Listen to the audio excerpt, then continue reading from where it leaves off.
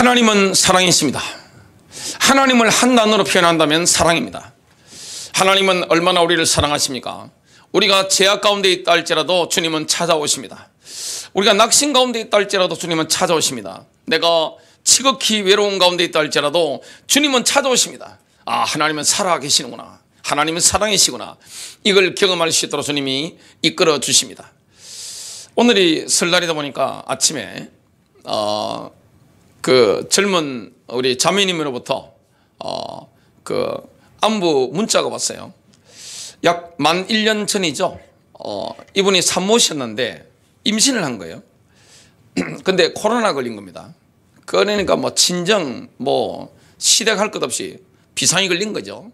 주변에 있는 분들이 비상이 걸린 거죠. 그래서 이 산모, 이 자매님이 일산으로 병원으로 들어가게 된 겁니다.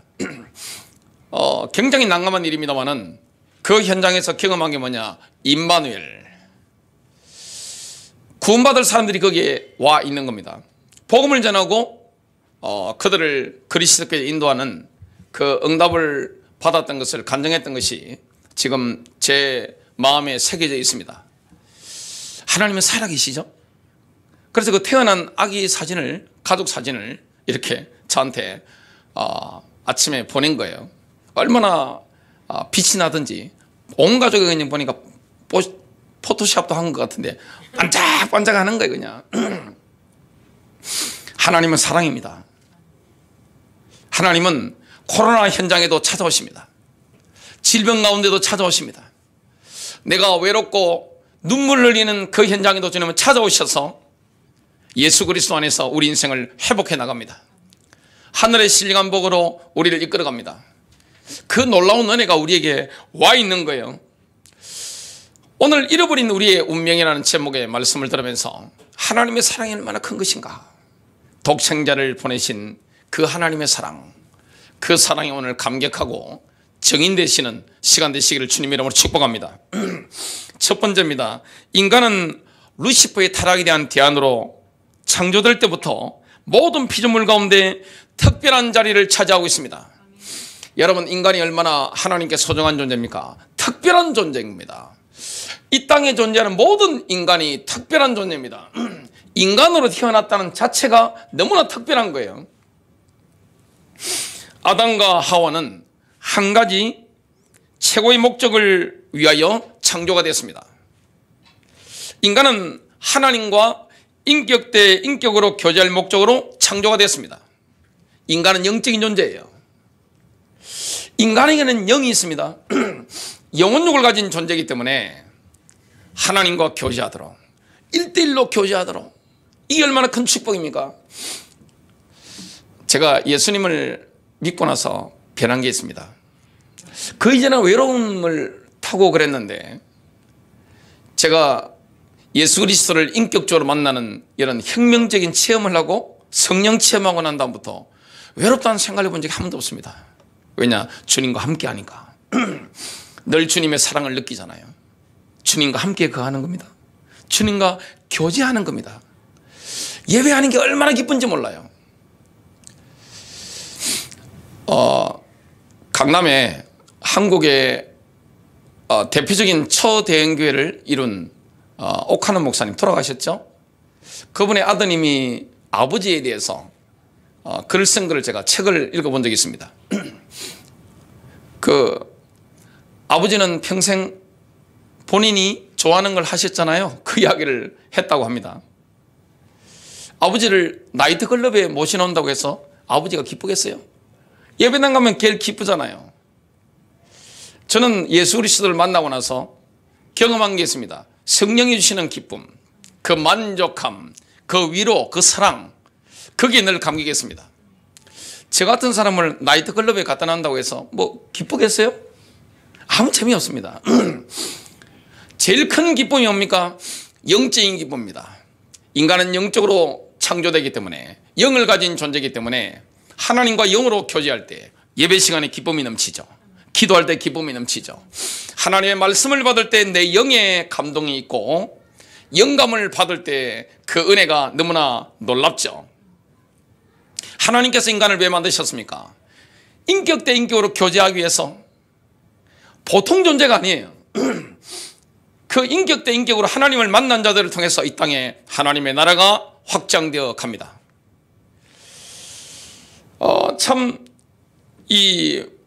인간이 창조된 걸 보면 인간이 얼마나 가치 있는 존재인가를 깨닫게 되는데, 하나님께서 천지 만물을 창조하셨는데 절대적인 무에서 창조했습니다. 빛이 있어라 하심에 빛이 있었고, 다른 것은 말씀으로 창조하셨는데 그 인간은 창조의 방법이 특이합니다. 하나님이 천지 만물을 창조하시고 그 정점에 누구를 창조하신 겁니까? 인간을 창조하셨는데 인간은 좀 특이하게 창조됐습니다. 다른 방법으로 창조됐는데 루시퍼가 교만 때문에 타락했죠. 그래서 인간은 교만을 대적할 수 있는 존재로 창조가 됐습니다. 가장 이 땅에 흔한 미천한 흙으로부터 창조됐고 그 안에 어마어마한 가치가 심겨진 겁니다. 창세기 2장 7절입니다. 주 하나님께서 땅의 흙으로 사람을 지으시고 생명의 숨을 그의 콧구멍에 불어넣으시니 사람이 살아있는 혼이 되니라. 인간이 다른 모든 피조물과 다른 점은 생명의 숨이 그 속에 들어간 겁니다. 하나님의 성령이 그 속에 있는 겁니다. 하나님의 숨결이 그 속에 들어간 겁니다. 하나님 자신이 인간 속에 있는 거예요. 그래서 인간은 하나님의 형상대로 창조가 된 겁니다. 인간은 하나님 자신이 그 속에 있는 거예요. 영적인 존재입니다. 하나님과 교제할 수 있도록, 예배할 수 있도록, 하나님을 경배할 수 있도록 그렇게 창조가 된 거죠. 다 좋았는데 문제는 뭐냐? 아담, 남자를 만드셨죠. 짝이 없는 거예요. 하나님께서 이 짝이 없는 걸 발견하시고는 여자를 만드셔서 아담에게로 이끌어 오셨습니다. 그래서 이 여자 하와가 아담에게는 완벽한 동반자가 된 겁니다. 하나님이 아담에게 짝을 보내주신 거죠. 그래서 하나님은 위대한 중매쟁이가 되십니다. 아담에게 딱 맞는 사람, 아담 자신을 이렇게 보낸 거죠. 창세기 2장 18절, 또 주 하나님께서 말씀하시기를 남자가 혼자 있는 것이 좋지 않으니 내가 그를 위하여 돕는 자를 지으리라 하시며, 인간이 너무나 존귀한 존재고 지구상의 하나님의 대리 통치자죠. 하나님은 우주의 왕이시니까 지구상의 총독입니다. 어마어마한 위치를 가지고 있는데 하와를 왜 만들었습니까? 돕는 자. 이 돕는 자라는 것은 지지자라는 뜻이죠. 옆에서 동등한 입장에서 힘을 주고 버팀목이 되는 사람. 그래서 남자와 여자는 지위가 똑같습니다. 지지해 주는 겁니다. 버팀목이 되는 사람입니다. 남자에게 가장 큰 버팀목이 누굽니까? 바로 짝입니다. 자기 짝을 만나면 이 남자는 시너지가 폭발합니다. 왜냐? 버팀목이기 때문에, 지지자가 있기 때문에. 그래서 하나님께서 이 하와를 만드실 때 뭡니까? 아담을 지지해주고 당신 최고입니다. 멋있어요. 할 수 있어요. 버팀목이 딱 되는 사람, 힘들 때 버팀목이 되는 사람, 그런 돕는 자로 창조하신 겁니다. 그래서 남자에게 가장 적합한 도우미가 누굽니까? 바로 여자입니다. 원래적인 표현은 뭐냐? 남자에게 반대되는 도움입니다. 여러분, 가장 좋은 짝은 어떤 짝입니까? 남자와 반대되는 성향이죠. 서로 성향 자체가 완전히 반대죠. 그러니까 완벽한 도움이 되는 겁니다. 나와 특성이 다른 사람, 나와 성장 배경이 다른 사람, 나와 기질과 성격이 다른 사람에게 하나님이 끌리도록 만드시죠. 플러스와 마이너스는 서로 끌립니다. 본능적으로 끌리는 겁니다. 끌려서 뭐 하는 겁니까? 결혼에 골인하는 거죠.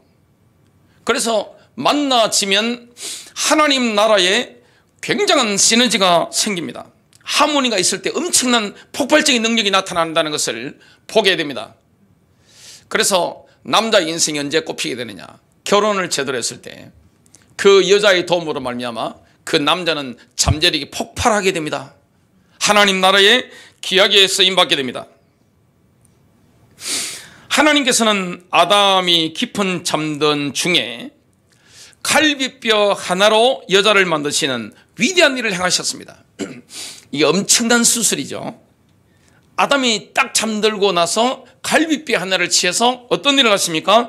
창세기 2장 21절부터 23절, 주 하나님께서 아담을 깊은 잠에 빠지게 하시니 그가 잠드니라. 하나님께서 그의 갈비뼈 중에서 하나를 취하시고 살로 대신 거기를 채우시더라. 주 하나님께서 남자에게서 취했던 갈비뼈로 여자를 지으셔서 그녀를 그 남자에게로 데려오시니 아담이 말하기를 이는 이제 내 뼈들 중에 뼈요 내 살 중에 살이니 그녀를 여자라 부르리라 하니라. 오늘 하와를 보니까 아담의 동력자입니다.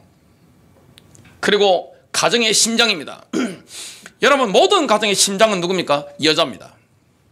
여자가 가정의 심장이 되는 겁니다. 심장이 얼마나 중요합니까? 그래서 가정의 심장이요, 가정의 동력자가 누굽니까? 바로 여자인 것을 보게 됩니다. 이 갈비뼈라고 하는 말은 언어학적으로 T라는 말인데 생명이라는 말이 T입니다. 결국 같은 생명을 나눈 한 몸이라는 뜻입니다. 하나님께서 아담에게서 갈비뼈 하나를 꺼내신 것처럼 보이지만 실제로는 아담의 생명을 꺼내신 겁니다. 아담은 하나님께서 붙여주신 짝과의 결합을 통해 영혼육의 하모니를 경험했습니다. 그래서 이 남자가 여자가 만나서 하나님의 나라를 누리는 거, 하모니를 경험하는 거, 이게 하나님의 뜻이죠. 창세기 2장 24절, 그러므로 남자가 자기 아버지와 자기 어머니를 떠나서 자기 아내와 결합하리니, 결혼이라는 것은 뭡니까? 아버지와 어머니를 떠나는 겁니다. 완벽하게 떠나는 거예요. 자립을 하는 겁니다. 경제적으로 정서적으로 자립을 하는 겁니다. 그래서 결혼한 사람이 아버지 어머니 지시를 받는 것은 틀린 겁니다. 조언은 들을 수 있죠. 그럼 누가 결정하는 겁니까? 남자와 여자가 서로 협의해서 결정하는 거예요. 자기 아내와 결합하리니 그들이 한 몸이 될 것입니다.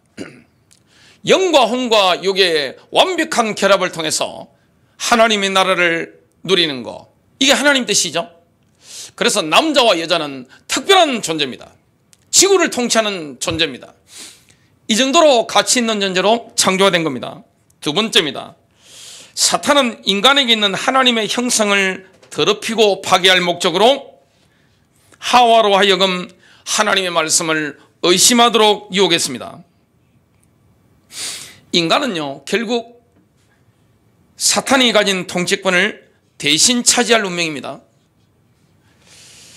사탄은 그 때문에 인간을 악의에 가득한 정오의 눈으로 바라보고 있었습니다. 왜냐? 사탄이 볼 때 라이벌입니다. 그 라이벌이 누굽니까? 인간인 거예요. 인간의 궁극적인 운명이 뭡니까? 루시퍼가 가졌던 그 통치권을 대신 차지할 운명입니다. 그 부분에 대한 것은 로마서라든지 로마서 8장이 나오죠. 요한계시록이 나오죠. 여기 보면 인간이라는 존재 자체가 얼마나 앞으로 미래에 엄청난 존재인 것을 우리가 알 수가 있습니다. 그러니까 이 사탄이 보니까 얼마나 정오스러워요. 하나님의 의도를 알고 있단 말이죠. 그래서 정오의 눈으로 라이벌을 제거하기 위해서 딱 이게 보고 있는 겁니다. 무슨 수를 쓰더라도 제거해야만 되는 겁니다. 인간은 창조된 순간부터 존재 자체가 사탄에게는 굉장한 위협이었죠. 사탄은 할 수만 있으면 하나님을 직접 건드리고 싶은데 그건 불가능하니까 인간 안에 있는 하나님의 형상을 공격하는 것을 타겟으로 삼았습니다. 그래서 인간 속에 있는 하나님의 형상을 더럽히는 거, 이게 바로 공격 목표인데 기회를 엿보고 있었습니다. 노심초사, 언제 인간 속에 있는 하나님의 형상을 더럽힐까? 그 기회를 엿보고 있는 거죠. 하나님은 그걸 아셨습니다. 그 때문에 아담에게 하나님께서는 에덴 동산을 관리하고 지키며 감시하는 직무를 주셨습니다. 그런데 아담은 거기 실패하는 거예요. 아담은 동산직이었습니다. 에덴 동산을 지켜야 되는 거예요. 감시해야 되는 거예요. 원수가 들어오지 못하도록 딱 지키고 감시해야 되는 겁니다.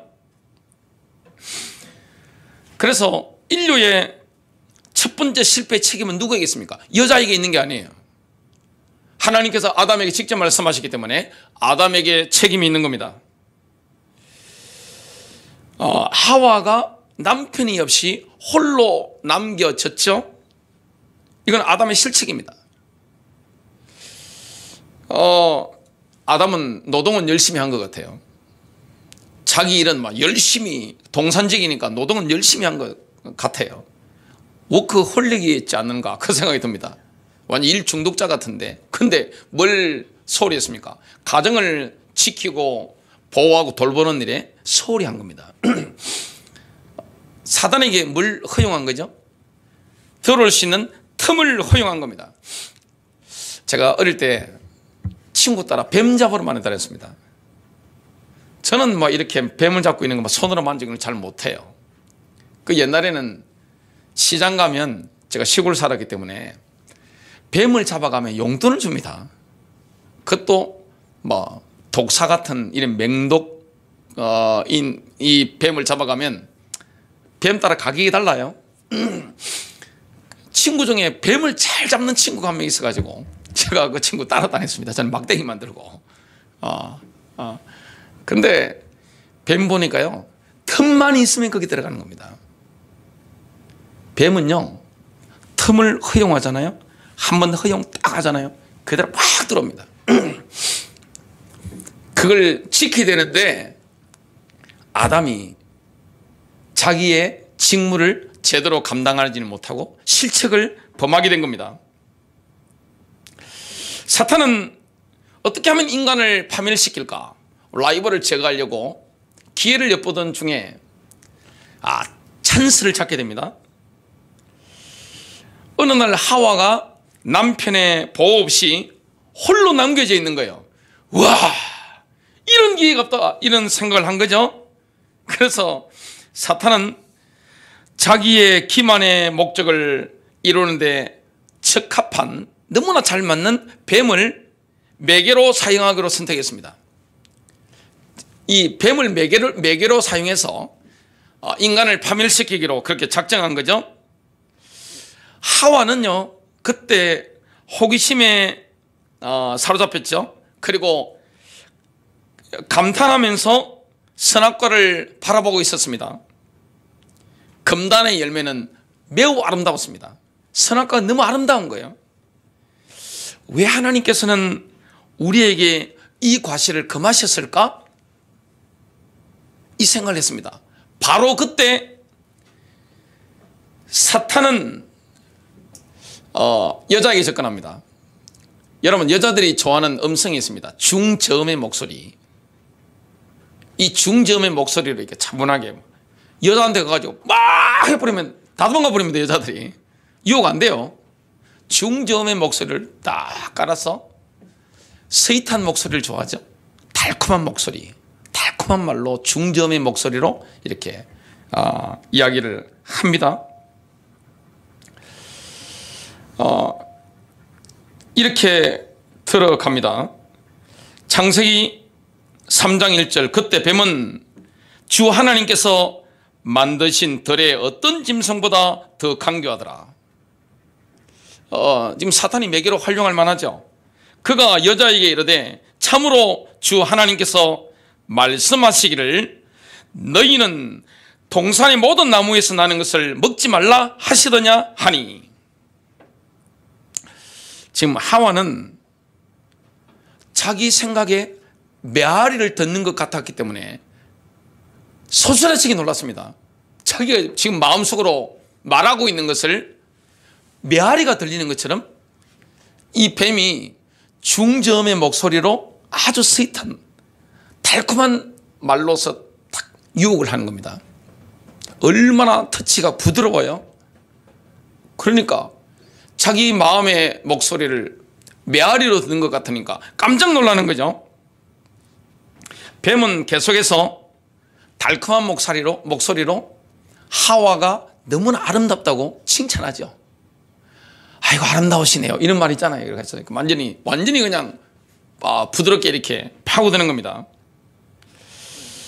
뱀이 곧바로 하나님의 말씀을 부인하지 않았습니다. 뱀은 하나님의 말씀에 대한 의문을 제기합니다. 창세기 2장 17절입니다. 하나님의 그 명령은 굉장히 선명했습니다. 단호했습니다. 선악을 알게 하는 나무의 열매는 먹지 말라. 내가 먹는 날에는 반드시 죽으리라.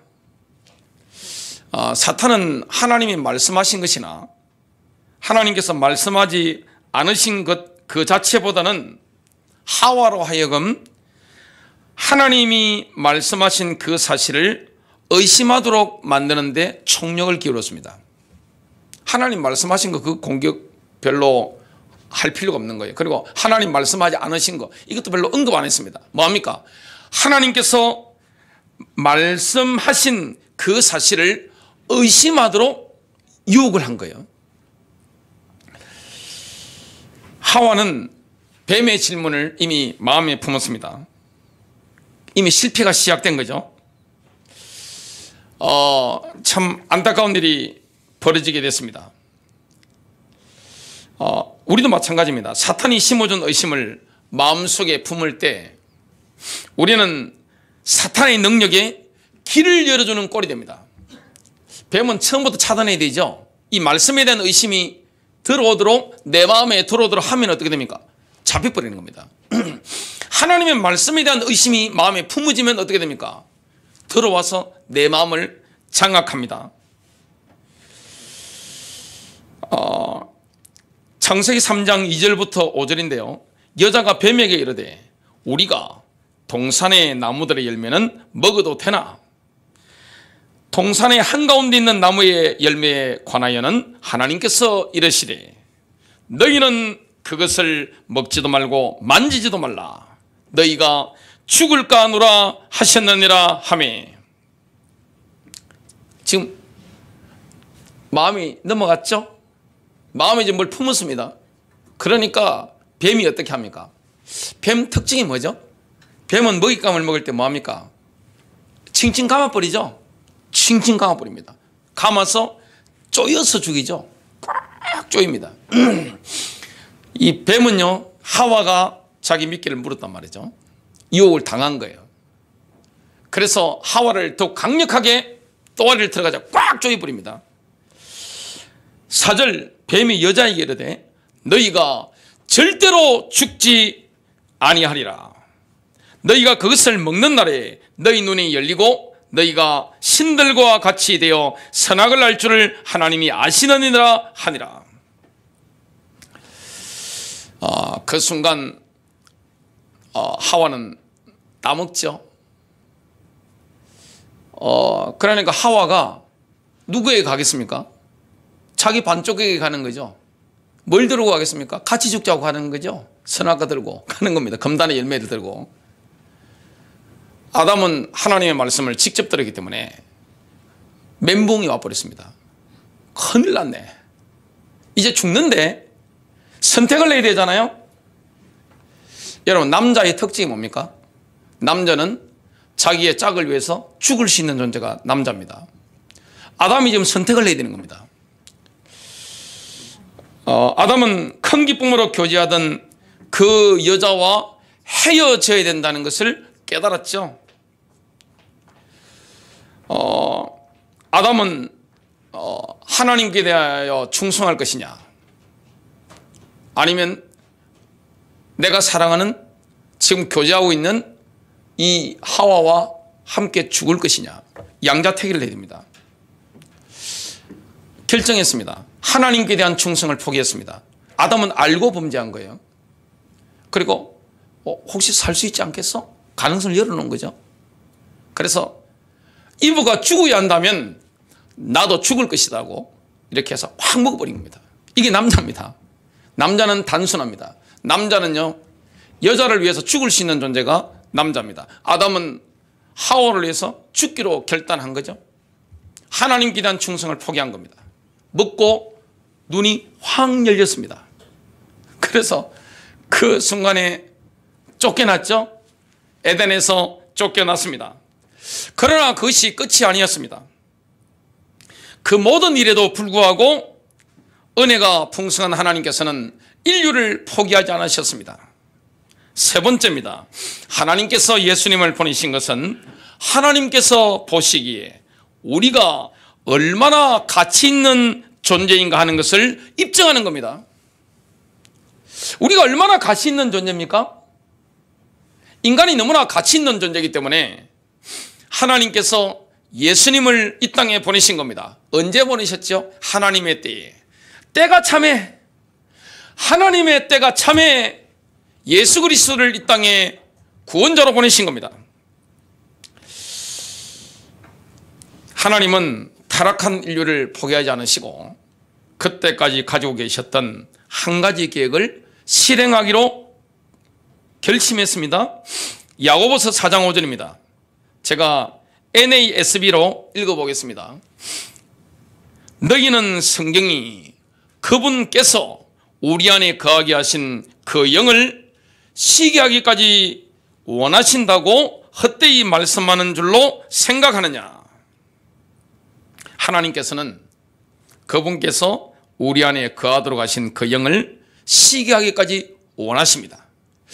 하나님께서 인간 속에 뭘 불어넣으셨습니까? 하나님의 성령을 불어넣습니다. 그 코에 하나님의 숨을 불어넣은 겁니다. 하나님 자신을 불어넣어버린 겁니다. 그 인간은 영적인 존재입니다.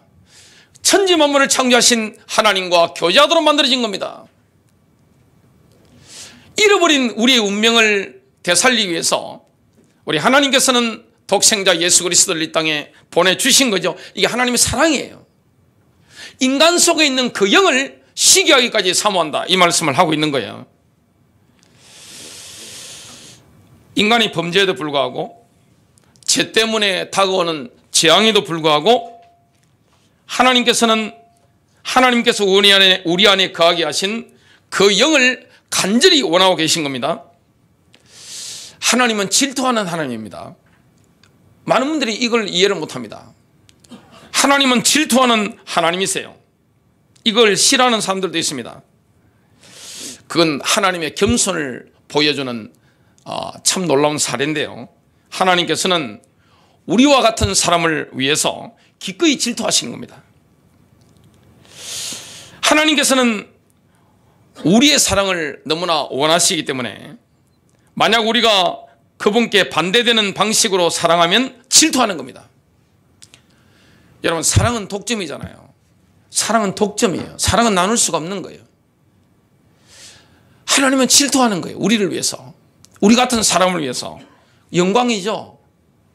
인간은 하나님이 보실 때 질투하실 만큼 사랑의 존재입니다. 그래서 하나님께서는 하나님의 때에 인간을 하나님 자신과 화해하도록 하는 한 계획을 실행하셨습니다. 그 계획은 바로 예수님이셨습니다. 우리는 예수님께서 여리고로 들어가셔서 삭개오를 만나신 장면을 통하여 하나님의 구속하시려는 그 마음을 알 수가 있습니다. 하나님께서는 소외된 영혼을 구속하시기 위해서, 피로 값주고 사시기 위해서 여리고로 예수님을 들어가도록 하신 겁니다. 예수님이 이 땅에 오셨을 때 하나님의 뜻을 따라 인도받으셨죠. 아름다운 이야기가 누가복음 19장에 나오는데요. 누가복음 19장 2절입니다. 보라, 거기에 삭개오라는 사람이 있었는데 그는 세리들 가운데 우두머리요 또 부자더라. 삭개오는 부자였고 미움을 받고 있었습니다. 지금으로부터 2000년 전 로마 제국 시대에 세무공무원 세리라고 하는 이 사람들은 동족들로부터 미움을 받았습니다. 왜냐하면 이 세리들은요, 이게 세금을 걷고 메탈은 넘겨주고 메탈은 자기가 먹는 겁니다. 좀 많이 먹을 수 있겠죠. 그러니까 자기 돈 뺏기는 걸 좋아하는 사람 누가 있습니까? 옛말에 이런 말이 있잖아요. 부모를 죽인 사람은 용서해도 내 돈 뺏어간 사람 용서하지 못한다. 이게 인간의 정서죠. 보편적인 정서입니다. 전 세계에. 자기 돈을 이렇게 자기 먹으려고 많이 가져간다고 생각하니까 얼마나 세리들이 믿겠어요. 근데 그 세리들 가운데 우두머리입니다. 여리고의 세리의 우두머리, 출세 많이 한 사람, 제일 미움의 대상이 되겠죠. 근데 주님은 그 세리들의 장을 구속하시기 위해서 찾아가신 겁니다. 이게 하나님의 사랑이에요. 하나님은 사랑의 하나님입니다. 그 당시에 소외 계층이 누굽니까? 바로 세리입니다. 하나님 나라에 들어가기가 굉장히 힘들 만큼 이게 종교적으로 차단이 되어 있는 거죠. 좋아하는 사람 아무도 없어요. 세리가 예배당에 나타났다. 좋아하는 사람 아무도 없습니다. 다 싫어하는 거예요. 그냥 쳐다보겠습니까? 그 세리 보고? 예배당에 나타나면, 회당에 나타나면 기분 나쁘다는 식으로 가죠. 어린 시절에는 이 삭개오가 키가 작으니까 어른들로부터 기업 많이 받았겠죠. 아이고 귀엽다. 근데 나이가 들면서 키가 작으니까 이게 엄청나게 큰 핸디캡이 되는 겁니다. 귀여운 건 좋은데 그 취직을 하려면 면접관들은 키 작은 사람 좋아해요? 키 크고 늘씬한 사람 좋아합니까? 키 크고 늘씬한 사람 좋아하죠? 그러니까 취업하기도 이 보통 일이 아닙니다. 그리고 나이가 들면 연애를 해야 될 거 아니에요. 여자들이 보니까 꼬맹이니까 아휴, 귀엽다. 제가 키가 제일 작아봤기 때문에 압니다. 저는 초등학교 때 여학생들 어깨 밑에 왔습니다. 제일 큰 여학생들 있죠. 옛날 이거 하잖아요. 이거 막 하고 이거 할 때 보면 제가 키가 제일 작아가지고 키 제일 큰 여학생들 옆에 있으면 어깨 밑에 왔습니다. 지금은 이렇게 국제적인 표준으로 이렇게 올랐었습니다만은 여학생들이 저보고 뭐 귀엽다 그러더라고요. 하여튼 너무너무 귀엽다고 하는 겁니다. 완전 저는 뭐 꼬맹이 역할을 해봤기 때문에 지금 삭개오의 비애를 제가 조금 어릴 때 느껴봤습니다. 남자애들은 키 작으면 어떻게 합니까? 키 작은 서름은 안 당해본 사람 모릅니다. 남자들 키 작다. 고통이 커요. 제가 눈물을 흘려봐서 압니다. 이놈의 새끼다. 그때만 제가 태권도 배우고 유도 배우고 하여튼 격투기를 엄청나게 한 겁니다. 그리고 얼마나 열심히 먹었겠어요. 그래서 키를 키워가지고 나중에 되니까 그 친구들 거의 제압 다 했는데 키가 작으니까 이 여자들이 말이죠. 연애의 대상이 아니라 귀염의 대상입니다. 결혼은 딴 남자와 하겠죠. 그리고 직업도 나중에 얻었는데 이 세리라 완전히 멸시받는 세리니까. 그래서 삭개오는 자기가 살 길은 뭐밖에 없습니까? 출세하는 것 외에 다른 길이 없는 겁니다. 아무도 나한테 덤비지 못하도록 딱 눌러버리라 도끼를 품은 겁니다. 그래서 아주 냉정하게 세금을 걷은 겁니다. 철저하게 한 겁니다. 얼마나 일을 잘했던지 로마 제국이 보니까 야 쓸만하네 이래 된 겁니다. 그래서 세무소장으로 완전 출세를 시켜준 겁니다. 복음에 완전 소외된 거예요. 그 아무도 찾아가지 않는 사람을 예수님께서 예리고를 직접 들어가셔서 삭개오를 만나러 가신 겁니다. 지금 삭개오를 만나러 가신 거예요. 어느 날 예수님께서 여리고를 지나가신다 이 소식을 삭개오가 들었습니다. 삭개오는 어스속히 예수님을 보기를 원했습니다. 근데 키가 너무 작았기 때문에 사람들이 막 예수님을 에워싸고 있으니까 예수님은 스타시니까 만날 수가 없잖아요. 그래서 보고 싶은데 키가 작아서 어디로 올라갑니까? 돌 모아가 나무 뽕나무 위로 이렇게 뛰어 올라가지고 막 하는 겁니다. 부자들은 채통을 지키기 때문에 원래 그런 일을 안 하는데 이거 다 치워버리고 예수님을 보기 위해서 뭡니까? 막 억지로 해가지고 이게 뛰어 올라간 겁니다. 근데 예수님께서 가다가 걸음을 멈추시고 위로 보시면서 이렇게 말씀합니다. 누가복음 19장 5절입니다. 삭개오야 속히 내려오라. 오늘 내가 너의 집에서 묵으리라. 아니 예수님이 이렇게 보시고 내가 너의 집에서 묵으리라. 내가 너 집에 갈게. 전혀 뜻밖의 일이 벌어진 겁니다. 삭개오는 나무에서 막 기분 좋게 내려왔죠. 적시로 그의 집에 들어갔습니다. 그 예수님을 환대하고 대접을 하는데 사람들이 뭐라고 합니까? 그는 부정한 세금을 취하는 세리의 집에 손님으로 들어갔도다. 막 수군거리죠. 그런데 삭개오는요 완전히 변화된 사람입니다. 누가복음 19장 8절부터 9절입니다. 삭개오가 서서 주께 이르되 주여 보소서, 내가 내 재물의 절반을 가난한 사람들에게 주겠사오며. 가치가 바뀐 겁니다. 인생의 가치가 바뀐 거예요. 돈이 아니에요. 지금은 이제 인생의 목적은 돈이 아니에요. 삭개오는 이거 완전히 사람이 바뀌었죠. 돈을 대하는 태도가 달라졌습니다. 구원받은 거죠. 만일 내가 거짓 고소하여 어떤 사람에게서 무엇이든지 빼앗았으면 그에게 4배로 갚겠나이다 하며 400% 주겠습니다 그러는 겁니다.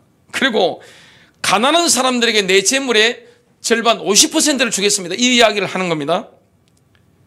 9절 예수님께서 그에게 이르시되 그도 아브라함의 자손인즉 이날 구원이 이 집에 이르렀도다. 여러분 구원받으면요 돈을 대하는 태도가 달라집니다. 돈을 대하는 태도가 달라지지 않았다면 구원받았다는 것을 의심할 필요가 있습니다. 합리적인 추론이죠. 결론 맺습니다. 예수님께서 삭개오를 만나러 여리고로 들어가신 것을 통해 볼 수 있듯이 하나님께서는 결코 포기하지 않습니다. 인류를 구원하시는 일에, 우리를 구원하시는 일에 하나님은 결코 포기하지 않습니다. 여리고의 복음에서 사각지대 가장 소외된 사람을 주님이 찾아가신 거예요. 우리에게 고통이 왔을 때, 어려움이 왔을 때, 인생의 겨울이 왔을 때 그때 주님이 주로 찾아오시죠. 얼마나 큰 은혜입니까? 은혜 중에 은혜죠. 하나님께서는 뭘 사모합니까? 인간을 창조하실 때, 아담을 만드실 때 진흙덩어리 몸속에 불어넣으신 그 숨을 결코 포기하지 않습니다. 그 영을 포기하지 않죠. 그래서 그 영을 자신에게로 데려오시기 위해서 예수님을 보내신 겁니다. 예수님께서는 삭개오의 집에서 이렇게 선언하셨습니다. 누가복음 19장 10절입니다. 인자가 온 것은 잃어버린 자를 찾아 구원하려 왔느니라. 이것이 바로 예수님께서 오신 이유입니다. 주님은 구원하시기로 작정하셨습니다. 구원하시기 위해서 우리를 찾아오시는 거예요. 하나님의 그 사랑 얼마나 놀라운 거예요. 그 십자가의 사랑. 여러분 승리하시기를 주님의 이름으로 축복합니다.